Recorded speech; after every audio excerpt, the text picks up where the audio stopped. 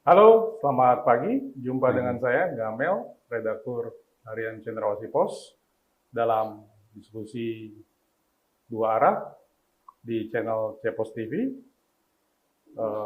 program yang menghadirkan sosok-sosok muda yang energik, memiliki pemikiran cerdas, dan pastinya inspiratif.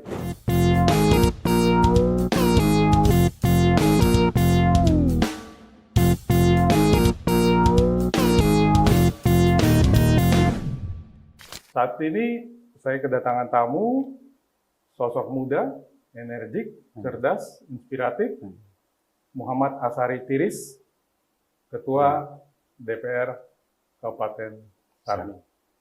Selamat pagi, Pak Dewan. Selamat pagi.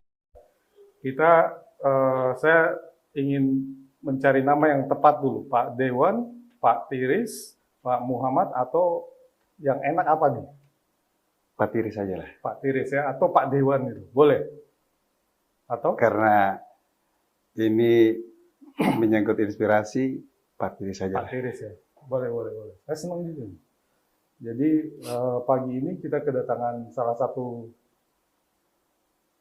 ketua DPR, bisa dibilang termuda di Papua. Pak Tiris ini saya dengar usianya masih sangat muda, 35 tahun, benar? Benar. Iya. Saya juga pengen kalau kayak gitu ya. 35 tahun sudah bisa menjejaki kursi politik dan menempati posisi ketua gitu. Siap. Jajaran ketua. Iya, Pak Tiris, bisa dibagi cerita kepada teman-teman Cepos TV terkait perjuangan Pak Tiris bisa melenggang sampai ke kursi pimpinan DPR. Ini kan tidak mudah. Anak muda sekarang ini kan kadang berpikir, aduh politik itu kotor, politik itu tidak bagus dan melukai banyak orang, kadang hanya untuk kepentingan sendiri. Tapi dengan usia yang masih muda, Pak Tiris justru masuk ke dunia itu dan sebagai salah satu pihak yang bisa mempengaruhi kebijakan nantinya, karena posisinya ketua seperti itu. Awal ikhwal cerita dari masuk ke dunia politik mungkin bisa di-share ke kami. Baik, terima kasih. Ini hal yang luar biasa. Tidak ada niat untuk bagaimana menjadi guru atau menggurui orang, tidak. Sesuai dengan yang apa Bapak tanyakan tadi, saya sebetulnya tidak punya latar belakang partai politik. Saya tamat dari STM Kota Raja tahun 2008. Saya kembali ke kampung, minta restu orang tua untuk mendaftar sebagai seorang prajurit TNI sebetulnya. Justru inginnya setelah lulus sekolah mau masuk mau tentara. jadi seorang prajurit TNI. Oh, oke. Ya. Jadi 2008 saya sempat ikut tes ke Agenda waktu itu untuk jadi prajurit TNI, tapi mama saya sampaikan lewat via telepon waktu itu, nak, tidak usah masuk tentara, kamu anak laki-laki paling tua di rumah. Kebetulan di rumah kami 7 bersaudara, saya anak kedua dan laki-laki paling tua di rumah. Oh, oke. Ya. Jadi di rumah itu kami 7 bersaudara, yang tua dengan yang bungsu itu perempuan. Kami yang di tengah-tengah itu laki-laki semua. Jadi saya sangat mencintai ibu saya. Jadi ibu saya itu perempuan dari Kampung Takar, dari suku Manirem, Kabupaten Sarmi, yang kulitnya hitam, rambutnya keriting, senyumnya manis sekali. Itu mama saya, namanya Asna Tiris. Jadi karena patuhnya saya terhadap ibu saya putuskan untuk tidak lanjut tes prajurit TNI. Saya pulang ke kampung, banyak kerja serabutan yang ya untuk melanjutkan hidup, bangunan. Bahkan saya pernah jadi tukang-tukang bersih-bersih, dalam hal ini kaca, toilet, dan lain-lain di salah satu perusahaan di Kabupaten Sarmi. Oh, kerja serabutan itu ya? Dan 2015 sampai 2016 saya cari gaharu. Cari gaharu. Itu lagi rame-ramenya mungkin. Iya, lagi rame-ramenya Iya. waktu itu, harga kayu gaharu bagus. Dan saya cari gaharu kurun waktu itu 15 sampai 16. 2016 saya turun, tidak di hutan turun, saya sempat kerja sagu, pikul-pikul isi sagu di pinggir jalan untuk diparut, diolah lah begitu. Waktu kurang lebih sekitar jam 5 sore lah, sudah sore, mama saya pulang, ikut jalan yang pas bertepatan dengan jalan pulang ke rumah. Pas ada saya di situ, kasih keluar isi sagu. Nah, mama saya bilang, "Nak, ayo pulang." Saya lihat mama di situasi itu, ya saya paham ekspresi ibu saya, kasihan anak saya. Iya. Saya sama-sama dengan mama pulang, sambil di perjalanan, saya bilang, bukan kecewa dengan mama, tidak, sama sekali tidak. Cuman saya sampaikan apa yang ada dalam isi hati saya. Ma, kalau waktu itu saya jadi tentara, saya tidak begini tuh. Spontan mama saya menangis. Mama saya menangis. Dan dengan air mata ibu saya keluar, itu di situ titik saya paling merasa bersalah sampai dengan hari ini. Karena hari itu, omongan saya keluarkan air mata mama saya. Saya tidak tahu, dia kecewa dengan saya kah? Dia benci dengan saya kah atas perkataan itu sampai air matanya keluar. Apa yang disampaikan waktu itu? Nah, suatu saat, kau akan jadi pemimpin di saya punya tanah lahir. Oke. Ibu orang Sarmi? Ibu orang Sarmi asli, dari Kampung Takar, suku Maniren. Iya. Jadi ada diskusi yang akhirnya memunculkan suasana yang sedikit melo ya ketika itu. Jadi lulus STM, pengennya TNI, tapi ibu kurang merestui. Ibu tidak merestui. Tidak merestui. Karena anak laki-laki paling tua ya, di rumah. Dari 7 itu ya. Betul. Nomor 2 ya. Betul. Oke. Jadi setelah kejadian itu, sampai dengan hari ini saya masih ada rasa bersalah. Karena saya paling jaga perasaannya mama saya. Semua yang saya lakukan berusaha untuk bagaimana mama saya senang. Jadi di titik itu rasa bersalah itu masih tertanam sampai hari ini. Karena omongan tadi sampai mama saya menangis dan keluarkan omongan. Yang disampaikan waktu itu apa? Nah, enggak yang ke ibu. Oh, ya baik, itu saya bilang, Ma, kalau dulu mama izinkan saya jadi tentara. Oh, saya sudah ya, pasti jadi tentara. Saya tidak pikul sagu kayak tadi mama lihat. Nah, di situ mama saya menangis dan kembali beliau sampaikan, nah, suatu saat kamu akan jadi pemimpin di tanah lahir saya. Iya. Omongan dengan air mata betul. Keluar dari itu ibarat doa juga ya. Dan doa ibu dibuktikan. Ya, singkat cerita, 2017 ada kampanye kepala daerah, dan mama saya langsung sampaikan, nah, tes anggota DPR sudah. Ya, karena yang saya tanam di dalam hati saya, mama adalah pintu datang, pintu rezeki, dan pintu kembali. Ketika mama saya ridhoi hal itu, saya langsung ambil. Walaupun saat itu saya tidak punya latar belakang seorang background politik, ya. Bukan politisi juga. Tidak sama sekali. Mulai dari nol ya. Tapi karena saya yakin mama adalah pintu datang, pintu rezeki, dan pintu kembali, saya ambil momen itu. Gabung di partai yang saat ini saya bergabung, Partai Nasdem. 2017 saya bergabung, 2019 saya ikut kompetisi, dan itu tadi saya ucapkan banyak terima kasih untuk ibunda saya tercinta dan semua keluarga dari ibunda saya yang berkorban untuk saya, membantu saya sampai ada di titik ini. 2019-2024 atas izin ibunda saya, atas ridho ibunda saya jadi anggota DPR termuda waktu itu. 2019 di usia 28 tahun.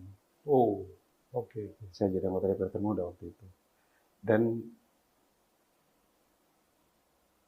itu menjadi titik penyemangat saya saat pemuda-pemuda yang lain atau orang lain berpikir bahwa, oh jadi anggota DPR harus tunggu usia pensiun dulu.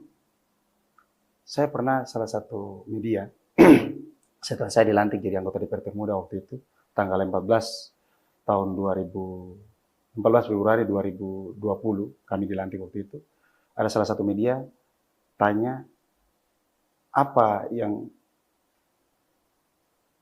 Anda lakukan kurang lebih 5 tahun dan apa yang Anda prediksi 5 tahun akan datang. Saya cuma sampaikan, saya akan berusaha bekerja sesuai dengan 3 tugas fungsi saya, tapi yang bisa saya pastikan bahwa periode 2024-2029 akan banyak pemuda-pemuda Sarmi yang hebat-hebat masuk di gedung parlemen ini. Dan itu terbukti, 85% DPR Sarmi dari 20 kursi Justru anak muda, justru anak muda. milenial. Yes. Kenapa begitu?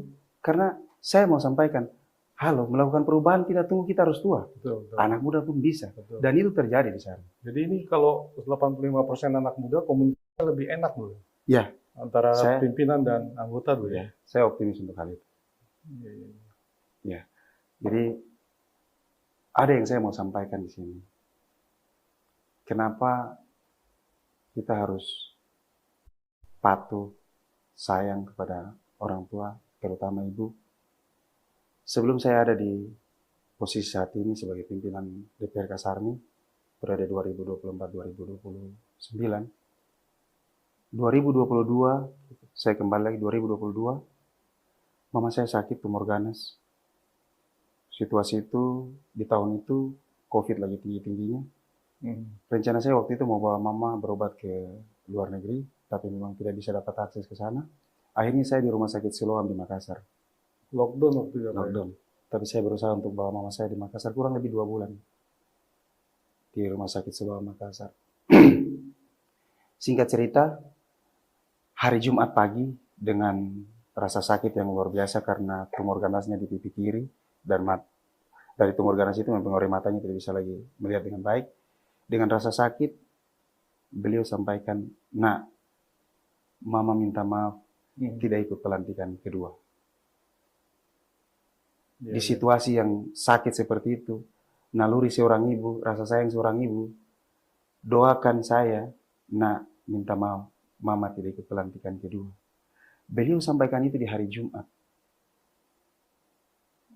Pelantikan di hari apa? Beliau sampaikan itu di hari Jumat. Mama saya meninggal di hari Jumat dan saya dilantik tanggal 14 Februari hari Jumat. Tidak ada yang kebetulan, tapi Iya. saya maknai ini bagaimana doa seorang ibu yang menembus batas yang tidak pernah kita rencanakan. Iya, iya. Itu jadi boleh saya sampaikan apa dari semua yang saya perjuangkan ini tidak lepas dari doa ibu saya. Iya. Saya setuju. Kadang doa ibu tuh menjadi kunci Iya. suksesnya seorang anak, ataupun ya kalau kita melawan juga kadang ada Ya, imbasnya gitu. Saya juga ingat tahun berapa ya, 96, saya dilarang ke Jayapura ketika itu malam tahun baru, tapi bahkan sampai di motor itu saya ditahan gitu. siap. Kami naik motor King, lulus SMA ke Jayapura. Saya bilang, enggak, saya ke depan saja. Saya berbohong dan kami celaka. Di Kampung Harapan kami tabrak truk. Dan saya malam tahun baru dengan satu sendal. Hanya satu sendal dan penuh luka lah. Seperti itu. Akhirnya saya percaya bahwa memang kalimat ibu ini Sakral. betul. Sakral dan kadang menjadi penentu ya. Ibarat isyarat dari Tuhan yang dititipkan lewat seorang ibu. Saya mendengar setelah pelantikan tidak berlama-lama di kantor, tapi justru mencari tempat di mana ibu beristirahat seperti itu. Iya. Memang betul. Saya setelah pelantikan, saya tidak di media sosialnya saya tidak posting foto dengan orang lain, walaupun waktu itu foto banyak ya. Teman-teman posting apa ucapan selamat dan lain-lain, saya tidak posting apa-apa dulu. Selesai pelantikan saya langsung ke kuburannya mama, karena menurut saya beliau orang yang paling pertama mendoakan saya, Betul. menyiapkan segala sesuatunya sampai dengan saya seperti hari ini. Setelah foto saya pergi berdoa dan mengucapkan terima kasih di kuburannya mama, saya posting foto itu dan foto-foto yang lain ucapan selamat saya posting. Jadi begini, saya pikir segala sesuatu yang seorang anak, dalam hal ini anak laki-laki lakukan, tidak akan mampu untuk membayar ataupun menghapus ataupun mengganti apa pengorbanan seorang mama, mulai dari 0 sampai 9 bulan dan merawat kita sampai dengan kita besar. Dan menjadi catatan karena rasa sayang kepada mama saya setiap ada di Sarmi, setiap hari Sabtu, itu waktu yang saya selalu berkunjung ke kuburan mama saya, tiap minggu. Tidak pernah khusus terputus. ya, quality time ya. Ya. Jadi Pak Tiris ini 2019, 2024, dan sekarang 2025, 2030, seperti itu ya? Jadi periode awal 2019-2024 saya terpilih jadi anggota DPR termuda 28 tahun, dan di periode kedua 2024-2029 saya ketua DPR termuda 24 tahun. Iya.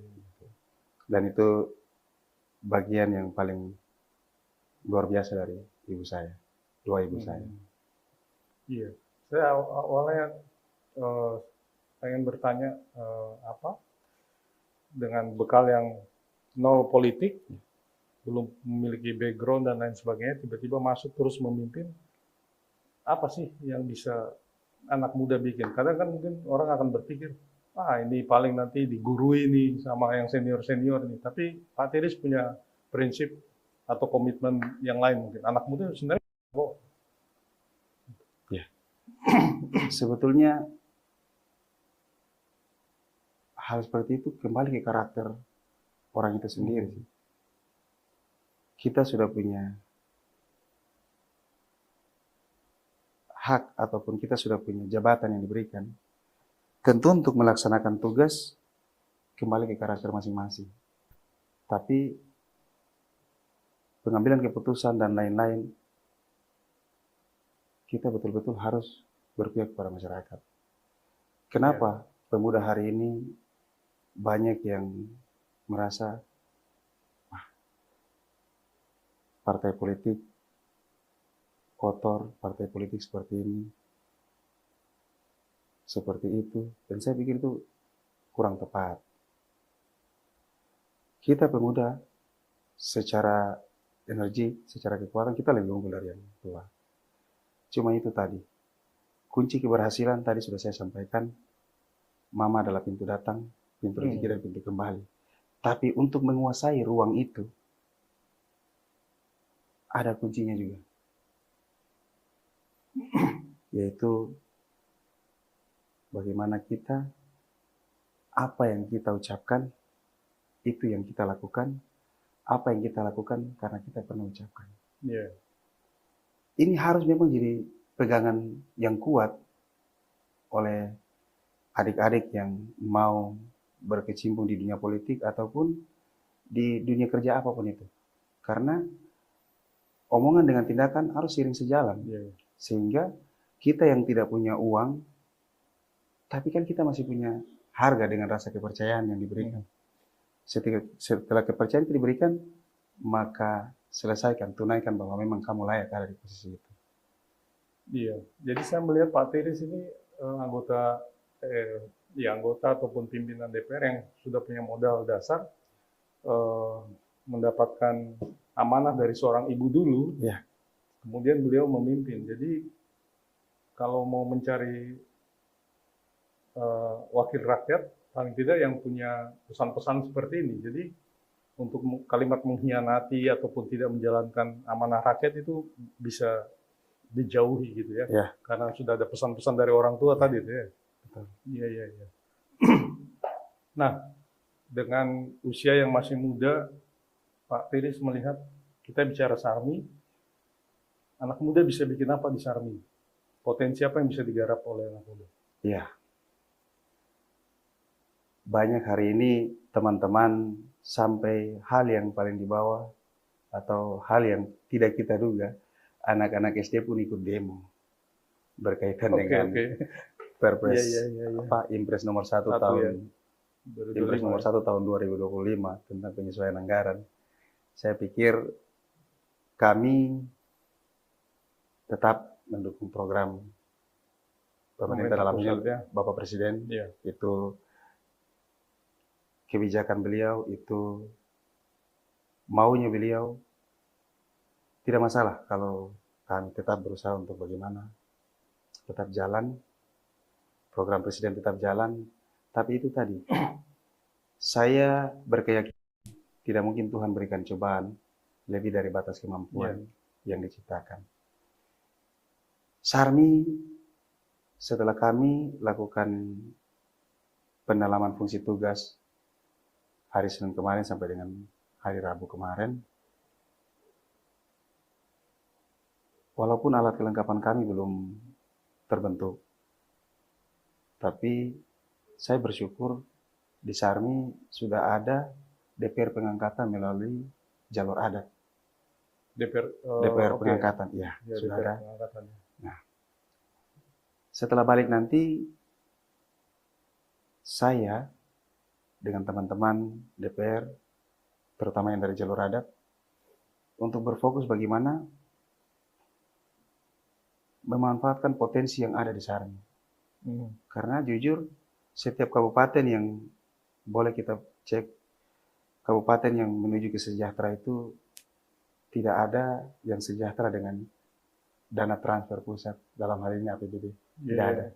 Semua kabupaten yang sejahtera rakyatnya itu memanfaatkan PAD, mendapat PAD yang besar, dalam hal ini memanfaatkan semua sumber daya yang ada di kabupaten masing-masing. Nah, dengan situasi yang pemutusan penyesuaian anggaran, Sarmi dapat 129 miliar pemotongan anggaran, ini menjadi hal yang berat, tapi kita tidak bisa juga menolak. Berangkat dari itu, kami DPR Sarmi berusaha untuk memanfaatkan sumber daya yang ada. Contoh, kami punya 4 perusahaan besar, perusahaan kayu. Yang pertama di wilayah distrik Bongo, ada PT Wapoga, PT Salaki, dan di distrik Pantai Timur Barat ada PT Mudialindo Setia Pratama. Di wilayah distrik Pantai Barat ada PT BBU, Bina Belanta Utama. Ini semua perusahaan kayu log yang sudah beroperasi lebih dari 25 tahun. Menggarap kayu nih? Ya, menggarap kayu. Somel, ada perusahaan ya. APH gitu ya? Sampai dengan hari ini, 4 perusahaan kayu ini cuman mengirim kayu log dan diolah di tempat lain. Nah, saya dengan teman-teman di DPR berkomitmen untuk bagaimana mengajak perusahaan untuk sama-sama berpikir bagaimana kesejahteraan orang Sarmi. Ada pendapatan yang dititipkan ya? Tentu kami berharap 4 perusahaan ini mau membuka somel sehingga kayu log tidak lagi keluar dengan kayu log itu, tapi menjadi bahan setengah jadi. Ketika somel dibangun, berarti kan ada penyerapan tenaga kerja di situ. Penyerapan tenaga kerja di situ. Sehingga kita cuma bukan dapat keuntungan dari pajak kayu log itu sendiri, tapi bahan baku setengah jadi pun kita dapat keuntungan. Dari penyerapan tenaga kerja pun kami dapat keuntungan. Kenapa saya mau mengajak teman-teman DPR untuk bagaimana kita fokus di perusahaan yang ada dulu dengan waktu yang sangat mepet, dengan situasi Sarmi yang lagi tertekan. Kenapa harus ke sana? Sedangkan masih ada peluang-peluang lain, contoh pariwisata dan lain-lain. Karena memang Sarmi punya potensi itu. Tapi saya hari ini lebih fokus untuk bagaimana perusahaan ini kita kasih hidup, kita ajak untuk berpikir bagaimana Sarmi bisa buka perusahaan ini di Sarmi buka somel dulu. Karena apa? Karena membuka somel tidak terlalu butuh banyak waktu. Dan perusahaan ini sudah berinvestasi di Sarmi lama. Infrastrukturnya juga gampang gitu. Infrastrukturnya gampang dibangun. Dan 4 perusahaan ini sudah berinvestasi lama di Sarmi. Untuk kali ini dengan Impres Presiden, dengan didasari dengan Perda kami tahun 2022 pembangunan berbasis wilayah adat, saya pikir perusahaan harus buka diri untuk kami. Sehingga ada penyerapan tenaga kerja di wilayah Kabupaten Sarmi, di distrik Bonggo, di distrik Pantai Timur Barat, di distrik Pantai Barat. Saya pikir ini kalau perusahaan mau, dan kami pun akan desa gitu, berarti ada penyerapan tenaga kerja di 3 wilayah yang selama ini tidak ada penyerapan tenaga kerja. Oh, regulasinya ada ya? Ya, kami Untuk punya perda mendorong. pembangunan berbasis wilayah adat. Ini bisa kami dorong untuk menjadi dasar bagaimana perusahaan membuka fasilitas dalam hal ini, buka somel sehingga ada penyerapan tenaga kerja. Dan yang terpenting, kalau untuk pekerja di somel itu sendiri, itu banyak orang Sarmi asli yang Tanpa bisa, perlu ijazah ya, tinggi ya? karena saya berangkat dari tahun 2015, saya pernah waktu singkat kerja di perusahaan kayu, somel, PT Model Setia Pratama, itu perusahaan itu punya somel, tapi sekarang sudah tutup. Itu shift pagi dari pagi jam 7 sampai dengan jam 4 sore sampai jam 5 sore itu ada 320 orang tenaga kerja. Nah, dari sore sampai dari malam jam 7 sampai dengan pagi jam 4 itu ada 320 orang bekerja di situ. Jadi teman-teman bisa bayangkan kalau 4 perusahaan ini buka, tidak usah kita ambil banyak lah. Perusahaan mau untuk shift siang aja lah. Tidak usah banyak-banyak, ada 150 orang saya kerja di situ. Berarti kan sudah ada perputaran yang luar biasa di tiap distrik itu. Ya, di tiap distrik itu. Sehingga ada daya beli. Modelindo ketika itu tiap per 2 minggu, waktu saya kerja di situ, per 2 minggu itu gajian. Karena itu sistemnya borongan dengan hasil publikasi dan pencapaian, maka itu digaji per 2 minggu. Per 2 minggu biasanya saya dapat waktu itu bisa sampai 7 juta, sampai 8 juta. Menjanjikan. Iya, sangat. Kenapa hal ini tidak kita ambil? Ya, memang kita juga butuh untuk bagaimana sumber daya yang lain ditingkatkan dalam hal ini, pariwisata, terus yang lain-lain. Cuma pendekatannya, kalau butuh waktu cepat, maka somel. Karena bahan bakunya ada. Bahan bakunya ada, fasilitasnya ada. Tinggal bagaimana kita ajak perusahaan untuk sama pikir mensejahterakan masyarakat sana. Harusnya bisa sih itu. Bisa. Iya. Saya optimis bisa. Iya. Melihat kondisi daerah dengan banyaknya refocusing, penyesuaian anggaran, dan Sarmi punya potensi, kenapa tidak digarap di situ aja? Baru keluar setengah jadi gitu ya. Di Sarmi sendiri bukan perusahaan kayu. Kami punya pabrik minyak kelapa Pico. Yang itu sempat beroperasi kurang lebih 7 tahun, tapi saat ini bahasa kasarnya sudah mati suri, tapi itu tidak menjadi batas untuk kami tidak melanjutkan, karena ini menjadi ikon orang Sarmi. Ketika orang datang ke Sarmi bisa. Jadi potensi kayu, kelapa, pariwisata menjanjikan ya? Sangat menjanjikan. Cuma yang Pico ini yang perlu dihidupkan lagi. Ya, kita ke depan harus hidupkan, karena memang gedungnya ada, fasilitasnya ada. Tinggal bagaimana dihidupkan kembali supaya kelapa dari masyarakat lokal di Sarmi itu bisa terserap dengan baik. Tapi kalau kita bicara sumber daya ada, taruhlah ada pihak ketiga yang siap membantu. Semangat masyarakat di Sarmi sendiri untuk menyambut itu gimana? Atau justru tunggu pemerintah saja seperti itu? Baik, kalau untuk di somel, saya pikir semangat masyarakat tunggu hal itu sebetulnya. Tunggu hal itu sebetulnya. Begitupun di Pico. Dusun kelapa di Sarmi luar biasa, bisa minjam Pico. Cuman sampai dengan hari ini kan Pico tidak beroperasi, sehingga kelapa banyak dikirim dalam bentuk kopra. Dan belum ada kepastian harga yang bisa bagaimana menunjang kehidupan masyarakat itu di Sarmi, dalam hal ini pengusaha kopra lokal. Jadi di Sarmi itu banyak potensi. Cuman saya berharap saudara-saudara saya, pemilik hak wilayah di Sarmi, harus membuka diri. Ya, karena di tanah Papua, tanah milik adat, dan ini menjadi catatan penting ketika mau sejahtera, Saya berharap di saudara-saudara saya pemilik hak wilayah di Sarmi untuk membuka diri. Tujuan dari saya selaku pimpinan DPR dengan teman-teman anggota DPR untuk bagaimana membuka lapangan pekerjaan dalam hal ini somel di perusahaan-perusahaan kayu yang ada di Kabupaten Sarmi. Ketika perusahaan menginginkan lahan itu digunakan untuk perusahaan membuka somel, saya berharap pemilik hak wilayah boleh menerima, tidak membatasi dan lain-lain. Sesungguhnya kerjasama yang baik ini menghasilkan pendapatan ataupun pembukaan lapangan pekerjaan untuk masyarakat Sarmi itu sendiri. Ini kayu yang digarap itu keluarnya lewat darat apa lewat laut ya? Ya, perusahaan kayu lok ini kan menebang kayu dimuat sampai ada namanya lokbon penampungan kayu TPK-nya di pinggir laut. Nah, setelah itu dimuat di tongkang lalu pengiriman. Entah kemana kami pun tidak tahu. Iya. Tapi ke depan kami harus tahu. Benar. Ya. Setuju, saya setuju. Oh, jadi lebih banyak lewat ini ya?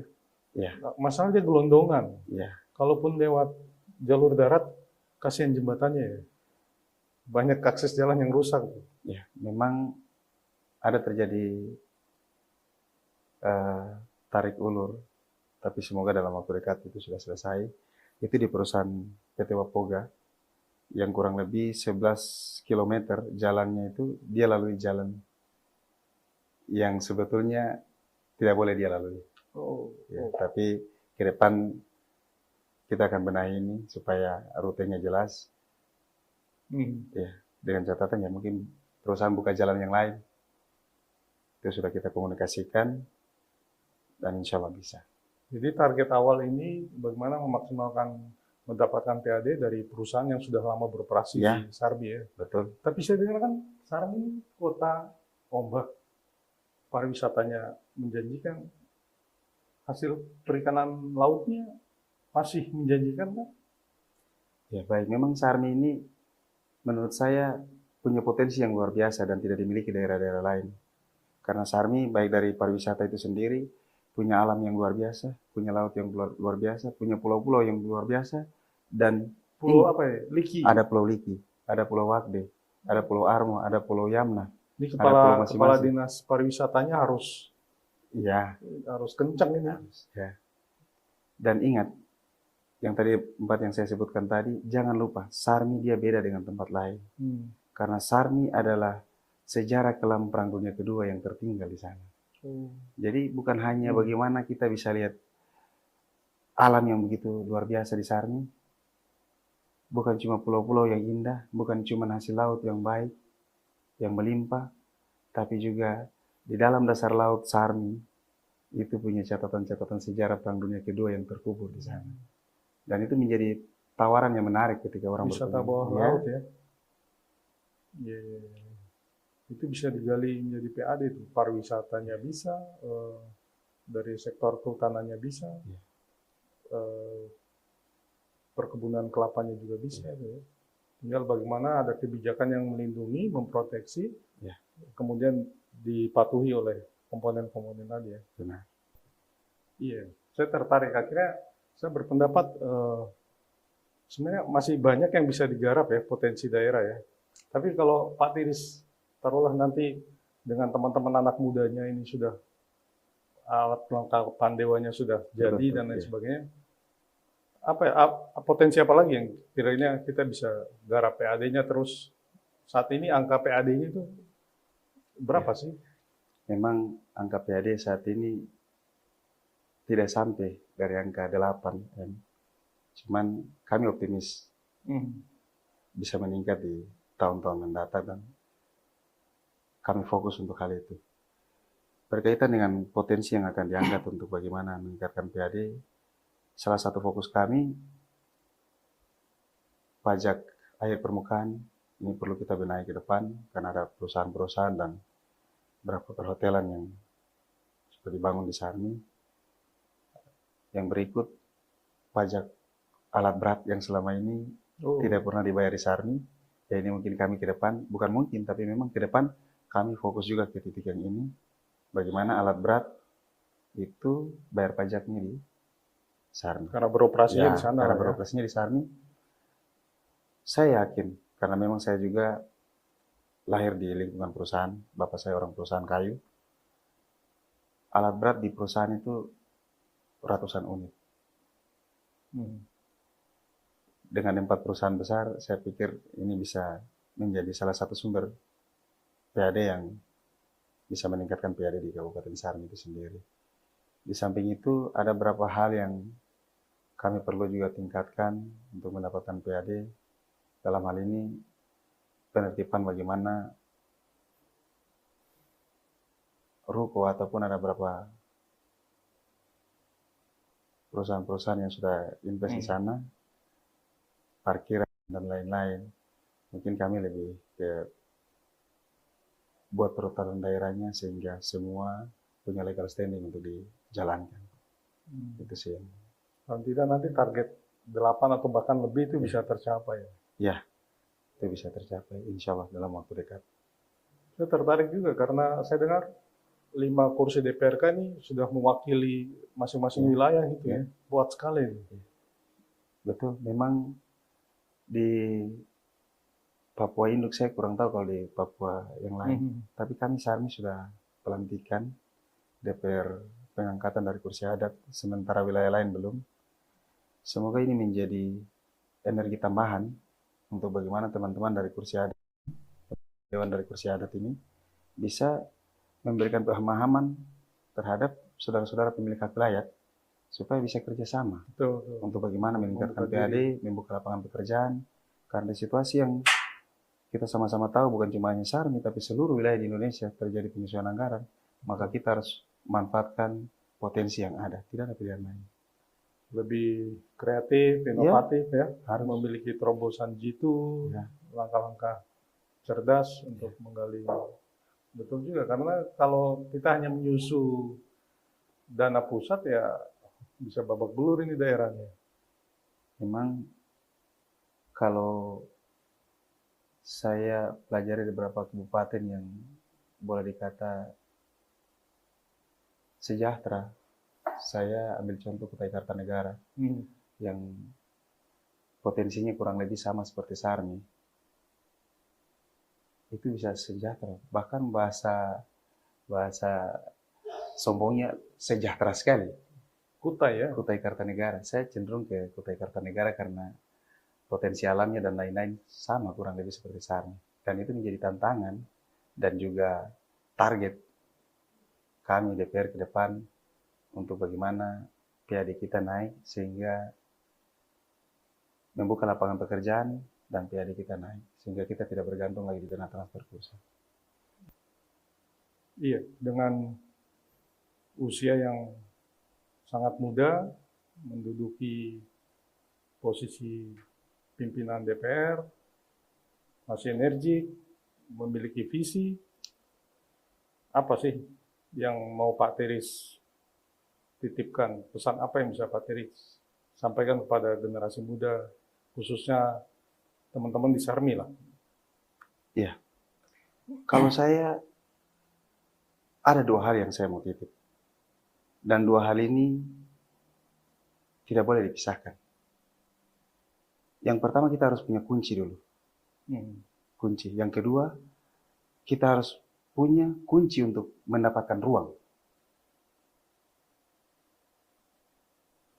Kunci yang pertama adalah mama adalah pintu datang, pintu rezeki, dan pintu kembali. Ini hal yang tidak bisa ditawar-menawar. Yang kedua, kita harus punya kunci. Poin yang kedua, kita harus punya kunci untuk bagaimana menguasai ruang. Ataupun dapat kepercayaan dari ruang itu sendiri. Apa yang kamu bicarakan, itu yang kamu lakukan. Apa yang kamu lakukan, karena kamu pernah bicarakan. Itu. Iya. 2 kunci sudah disampaikan buat generasi muda, teman-teman di Sarmi, Pak Tiris dengan usianya yang masih muda tapi mampu membuktikan. Mama adalah pintu datang, Mama Pintu adalah rezeki. pintu rezeki Dan pintu kembali. dan Mama juga menjadi pintu kembali. Sebuah prinsip yang dipegang oleh Pak Tiris untuk berjuang lewat jalurnya di lembaga DPR, dan beliau sudah membuktikan bahwa dengan doa ibu semuanya bisa menjadi mudah, dengan doa ibu semua bisa menjadi lancar gitu ya. Amin. Baik. Saya kira tiga kalimat Mama adalah pintu datang, Mama adalah pintu rezeki, dan Mama adalah pintu kembali menjadi satu cerita menarik pagi ini yang bisa kita bagikan kepada Sobat Cepos TV, untuk sama-sama kita merefleksi apakah selama ini perjuangan kita sudah mendapatkan restu ataupun doa dari seorang ibu gitu ya. Kita tidak hanya mendapatkan cerita terkait perjuangan politiknya Pak Tiris, terus apa yang ingin digarap, tapi ada pesan penting bahwa doa seorang ibu itu sakral dan bisa menjadi penentu, ibarat titipan dari Sang Pencipta yang diteruskan kepada seorang ibu untuk anak-anaknya. Betul. Dan kita tidak bisa pungkiri bahwa sudah banyak bukti yang bisa kita lihat ya, bahwa dari doa seorang ibu itu terwujud lah. Ya. Baik, Sobat Cepos TV, demikian diskusi singkat saya bersama Muhammad Asari Tiris, Ketua DPR Kabupaten Sarni. Kita jumpa lagi pada episode ataupun cerita lain yang juga menginspirasi di lain waktu. Saya pamit, selamat pagi, shalom, salam sejahtera untuk kita semua, sampai jumpa. Terima kasih.